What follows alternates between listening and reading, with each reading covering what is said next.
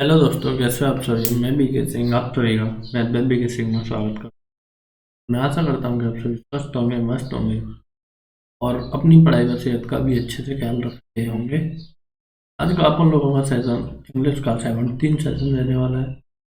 इससे पहले अपन लोग 16 सेशन कंप्लीट करा चुके हैं, तो उन्हें पहले जाकर देखिए, उसके बाद इस सेशन पे आइए। और इस सेशन में हम लोग क्या डिस्कस करते हैं, ये डिस्कस करते हैं कि रिलेट करके किसी चीज़ों को कैसे याद रखा जाए। क्योंकि पेपर में होता ये है कि सेम सेम दो चीज़ दिखती हैं लेकिन अर्थ में कुछ अलग होती है, तो आपको थोड़ा सा करेक्ट करने में दिक्कत आता है। तो ये session close text, sentence improvement और फिलिंग द ब्लैंक्स के लिए बेहद ज़्यादा इंपॉर्टेंट रहने वाला है। तो मैं यही बोलूँगा कि आपको पहले ये 16 सेशन कंप्लीट कर लें, उसके बाद इस पर आए। देखो, लिंक तो नहीं है लेकिन आपको पता पड़ जाएगा कि आप हम किस तरीके से पढ़ते हैं। तो अगर आपको कुछ भी पैदा होता है तो आप इसमें से कुछ कर भी सकते हैं। अब देखो, बिना किसी देरी के आते हैं बोलो हम पहले स्लाइड पर। देखो, एक वर्ड होता है अफेक्ट और एक होता है इफेक्ट। अफेक्ट क्या होता है, आपका वर्ब होता है। इफेक्ट क्या होता है, नाउन होता है। मैंने कल बताया था कि नाउन का क्या क्या होता है, या तो वो सब्जेक्ट बनकर आएगा या वो ऑब्जेक्ट बनकर आएगा। ऑब्जेक्ट दो प्रकार के होते हैं, या तो वर्ब का ऑब्जेक्ट होगा या फिर प्रोनाउन का, सॉरी, प्रीपोजिशन का ऑब्जेक्ट होगा। किसी का भी ऑब्जेक्ट हो सकता है। या फिर आपके पॉसेसिव एडजेक्टिव के बाद क्या आएगा, नाउन आएगा। तो इन सब के बाद आपका नाउन आएगा। जेरेंड के बाद भी आपका नाउन आएगा। तो देखेंगे कि this medicine will not effect me. अब वो वर्ब कहाँ आता है आपका, वर्ब की पोजीशन एक ही होती है।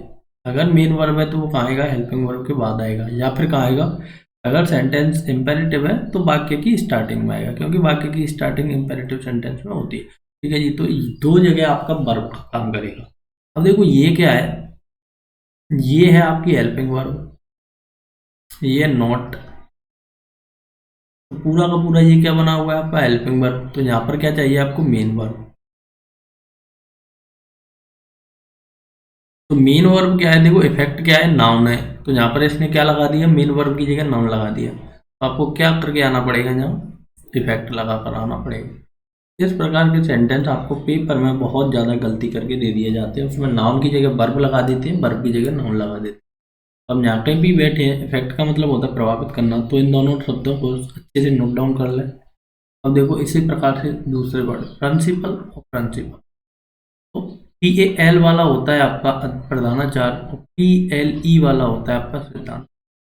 तो कैसे आपको पता लगाना है कि देखो, मैं थोड़ा सा अपने याद रखने की एक तरीका बताऊं कि देखो, प्रिंसिपल बनना आज की दुनिया में आसान है बजाय सिद्धांत देने की। देखो, न्यूटन ने काफ़ी मेहनत की, काफ़ी उसमें दिमाग था जब सिद्धांत दिया। तो सिद्धांत देने के लिए आपको ज़्यादा मेहनत करती है, तो ई पहले आएगा कि ए पहले आएगा। देखो, प्रिंसिपल बनने के लिए कम मेहनत करनी पड़ी तो ए पहले आ गया।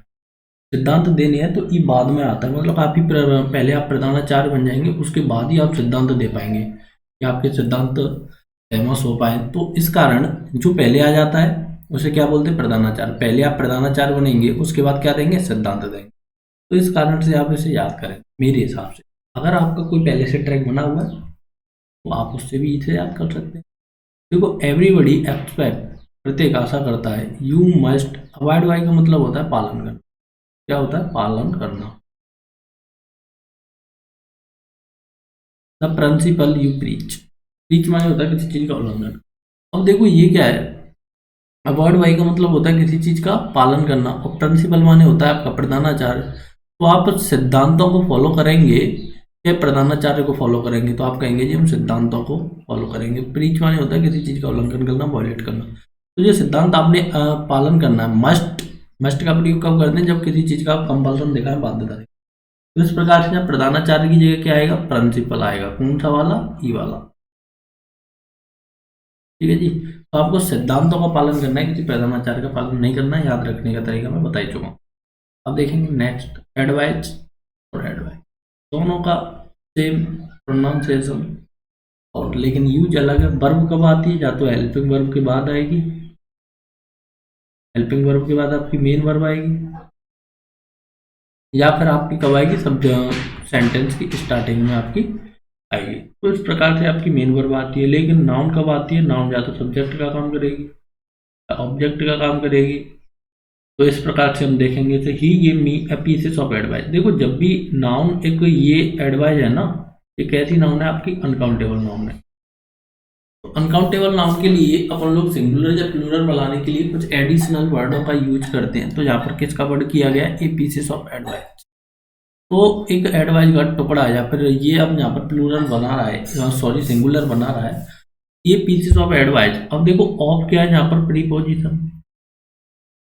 प्रीपोजिशन के बाद क्या आता है, प्रीपोजिशन केवल और केवल किसके लिए आता है, नाउन के लिए आता है। तो यहाँ पर मेरे को नाउन चाहिए लेकिन इसने लगा क्या रखा है, वर्ब लगा रखा। तो मैं इसका क्या करूँगा, सी वाला लगा दूंगा, ADVIC। इस प्रकार से आप इसे सही करेंगे, करेक्ट करेंगे बिना किसी आगे। और माई बेटरमेंट माने होता है किसी चीज़ का अच्छा होना। देखेंगे नेक्स्ट वर्ड करेंट और करंट।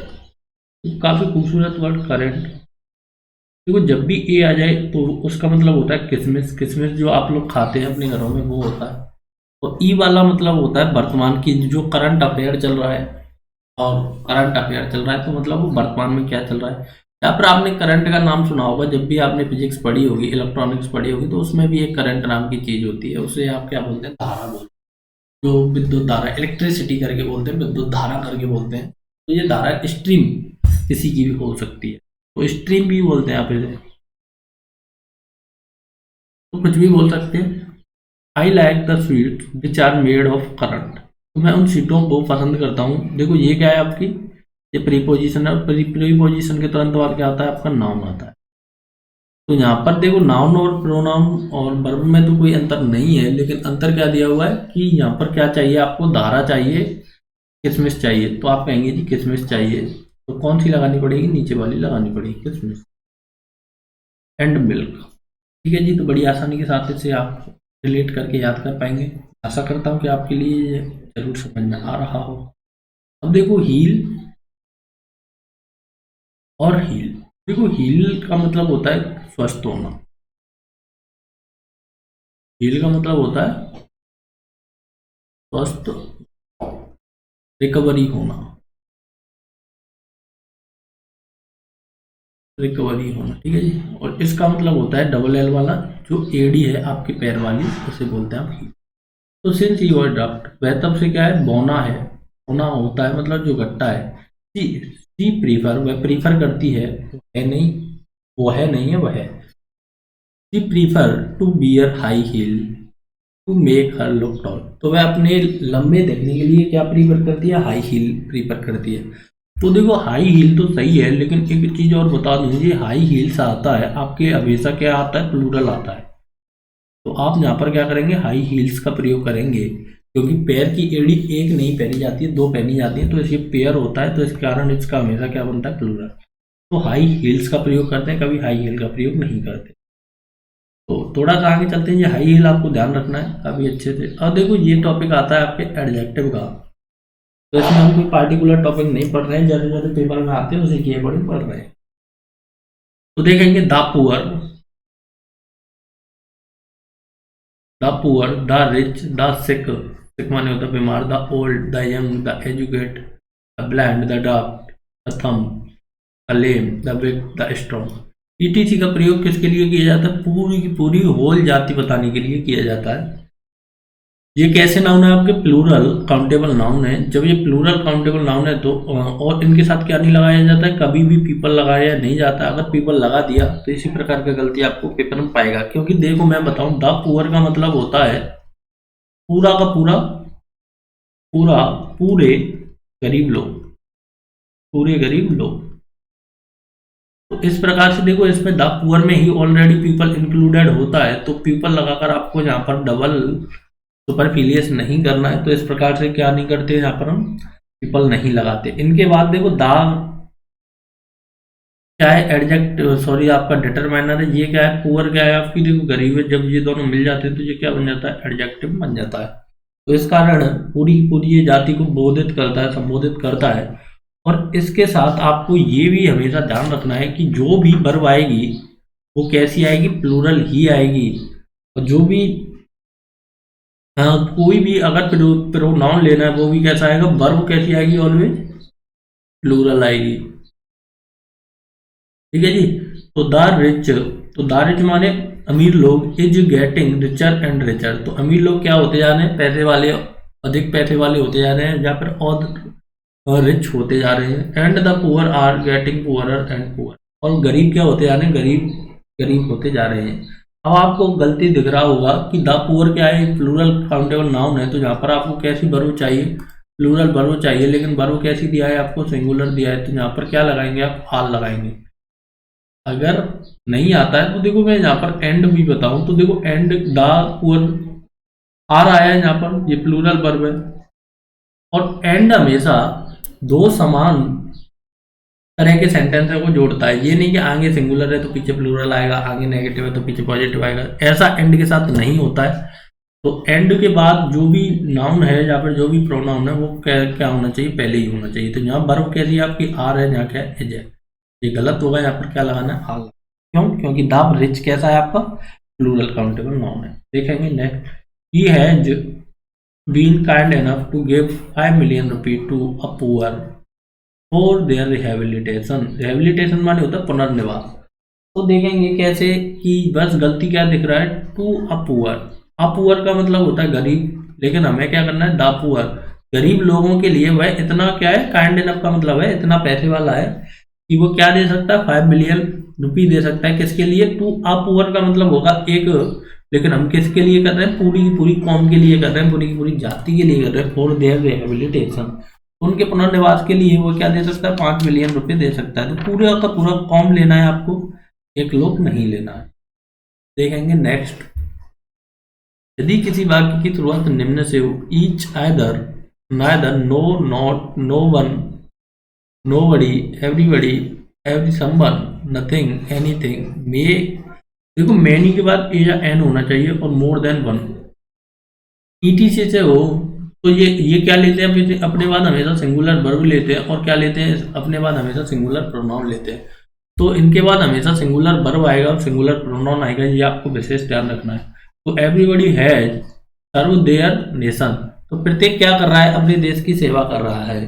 तो यहाँ पर कैसे देखेंगे कि ये सेंटेंस गलत है, क्यों, देखो एक तो एवरीबडी के बाद क्या आएगा, यहाँ पर हैव की जगह है जाएगा, चलो ये तो हो गया। लेकिन ये देहर है, ये कैसा प्रोनाउन है आपका, ये प्लूरल प्रोनाउन है। तो यहाँ पर क्या लेकर आना पड़ेगा आपको, सिंगुलर प्रोनाउन लेकर आना पड़ेगा। तो यहाँ पर आप क्या लगाएंगे, हेज लगाएंगे, ठीक है। और देखो हेज लगाना है कि वन लगाना है, ये फिर आपको रेफरेंस देखना पड़ेगा आगे पीछे। तो नेक्स्ट सेंटेंस है, everything has its on value. तो प्रत्येक चीज की खुद की क्या होती है, अपनी वैल्यू होती है, कोई भी चीज प्रकृति में खराब नहीं है। तो क्या है यहाँ पर, हैव, तो हैव की जगह क्या लगाना है आपको, हैज लगाना है, क्योंकि एवरीथिंग कैसा वर्ड है, सिंगुलर वर्ड है। देखेंगे next, every one of them, तो उनमें से प्रत्येक। देखो देम को लगाकर काफी लोग क्या कंफ्यूजन हो जाते हैं, यहाँ पर हैव लगा देते हैं कि देम क्या है, प्लूरल है। लेकिन देखो ऑफ के बाद हमेशा आपका नाउन कैसा आता है, प्लूरल आता है। अगर वो नाउन काउंटेबल है तो ऑफ के बाद कैसा आएगा, प्लूरल आएगा। अगर अनकाउंटेबल है तो उसका तो प्लूरल बनेगा ही नहीं। तो यहाँ पर सब्जेक्ट किसकी अकॉर्डिंग आएगा, देखो मेन सब्जेक्ट आपका ये है एवरीवन, तो इसकी अकॉर्डिंग क्या लेकर आएंगे आप, यहाँ पर हैज लेकर आएंगे। ऑफ देम क्या है आपका, यहाँ पर किसका काम कर रहा है, ये पूरा का पूरा एक फ्रेज बन रहा है, ये फ्रेज का काम कर रहा है, तो फ्रेज से नहीं आएगा, तो एवरीवन से आएगा subject. Has done well for their society. अब देखो यहाँ पर क्या है, देयर है, लेकिन हमारा सब्जेक्ट कैसा है, एवरीवन सिंगुलर है, तो यहाँ पर क्या लेकर आएंगे, इज लेकर आएंगे। तो बड़ी आसानी के साथ आप इन सेंटेंस को बना पाएंगे।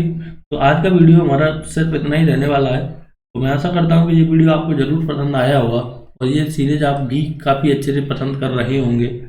अगर वीडियो से आपको फायदा होता है तो सब्सक्राइब भी कर सकते हैं, वीडियो को शेयर भी कर सकते हैं, और अगर कोई भी प्रॉब्लम आती है तो आप हमसे कमेंट बॉक्स में लिखकर भी पूछ सकते हैं। अगर आप हमसे जुड़ना चाहते हैं तो फेसबुक व्हाट्सएप का लिंक भी नीचे दिया है, उनके माध्यम से आप हमसे जुड़ सकते हैं। अब देखो अपकमिंग जो भी एग्जाम आ रहे हैं उनके मद्देनजर रखते हुए अपन लोग ईडीएम फ्रेज का एक सीरीज चलाने वाले हैं। तो उसमें मिनिमम हम 1000 से 1500 ईडीएम फ्रेज कलेक्ट करके आपके लिए देंगे, और वो सेशन में, एक सेशन में 50 के समथिंग ईडीएम फ्रेज रहा करेगा। तो लगभग आपके 50 के समथिंग सेशन रहेंगे, तो अपन लोग 20 सेशन के समथिंग किसके लेकर आने वाले, ईडीएम फ्रेज के लेकर आने वाले। 20 प्लस ही होगा, डाउन नहीं रहेगा। तो उसके लिए आप तैयार रहिए, पूरा का पूरा ईडीएम फ्रेज आएगा, जहाँ से पेपर में आता है कोई भी ईडीएम फ्रेज अपन लोग नहीं छोड़ेंगे। तो आज का सिर्फ इतना ही रखते हैं। वीडियो देखने के लिए धन्यवाद। Thank you for watching, take care, bye bye.